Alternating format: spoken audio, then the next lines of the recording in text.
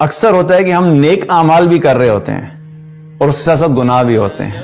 یہ دونوں چیزیں جب ساتھ چل رہی ہوتی ہیں تو تب بھی دل کو سکون نہیں آئے گا, کیونکہ ہم صاف پانی کے اندر گندا پانی مکس کر رہے ہیں. تو وہ جب صاف پانی میں گندا پانی مکس ہوتا ہے تو وہ کبھی بھی پینے کے قابل نہیں ہوتا. تو جب تک پانی پورے کا پورا صاف نہیں ہوگا, یعنی گناہ سے انسان اپنے آپ کو بالکل پاک نہیں رکھے گا, تب تک دل کو سکون نہیں آئے گا. اور اگر کہیں غلطی سے گناہ ہو گیا تو اس میں بھی جو رویہ کیا ہے کہ فوراً توبہ کی جائے, اور توبہ کی وجہ سے پھر اللہ سبحانہ تعالیٰ ایسے شخص کو ایک اچھی زندگی عطا فرماتا ہے.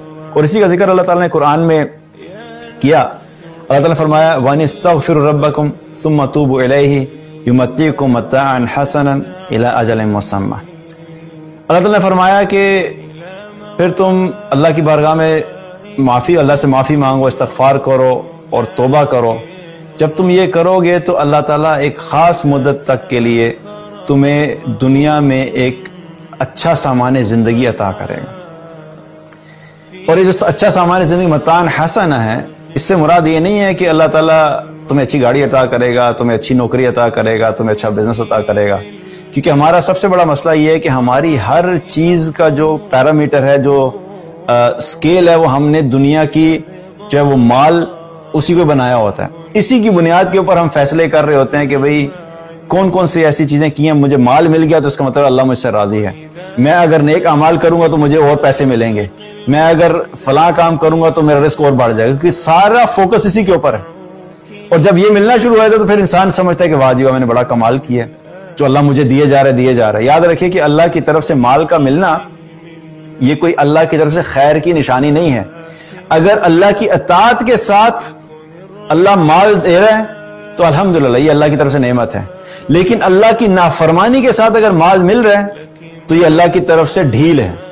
تو یہ ایک لٹمس ٹیسٹ ہمیں اپنی زندگی میں رکھنا چاہیے, کیونکہ اللہ تعالیٰ نے مال فرما برداروں کو بھی دیا اور نافرمانوں کو بھی دیا. لیکن فرما برداروں کو جب اللہ نے مال دیا, جیسے صحابہ تھے, عبد الرحمن بن عوف رضی اللہ عنہ, وہ عشرہ مبشرہ میں سے بھی ہیں اور مالدار صحابہ میں سے بھی ہیں, ان کے پاس بے حساب مال تھا.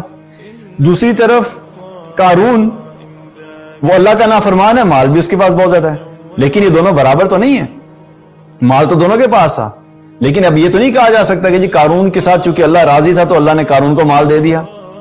تو یہ چیز یاد رکھیے کہ اگر اللہ کی اطاعت زندگی میں ہے اور اس کے ساتھ اللہ نے دنیا کی نعمتیں دی اور مال دیا ہے تو الحمدللہ یہ اللہ کی طرف سے نعمت ہے.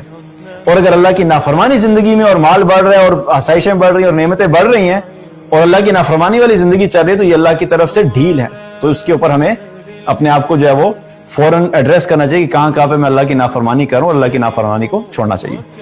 تو کیا ہے کہ دوسری چیز کیا ہے کہ اللہ کی نافرمانی جب ہوگی, جب گناہ ہوں گے, تو ایسا دل کبھی بھی اطمینان والی زندگی نہیں گزار سکتا, چاہے وہ نیک اعمال کرنے والا شخص ہو.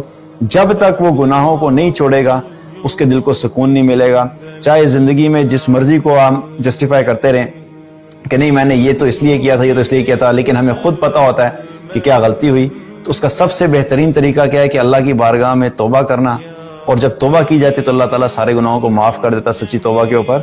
اور جب آپ گناہوں کو چھوڑ کے نیکیوں والی زندگی گزاریں گے تو آپ کو خود اپنی لائف میں ڈفرینس فیل ہو جائے گا کہ پہلے کیا حالات تھے جب گناہوں میں تھے, اور جب گناہوں کو چھوڑا تو دل کی کیفیت آپ کو خود محسوس ہوگا کہ تبدیل ہو گئی اور بہتری کی طرف ہو گئی.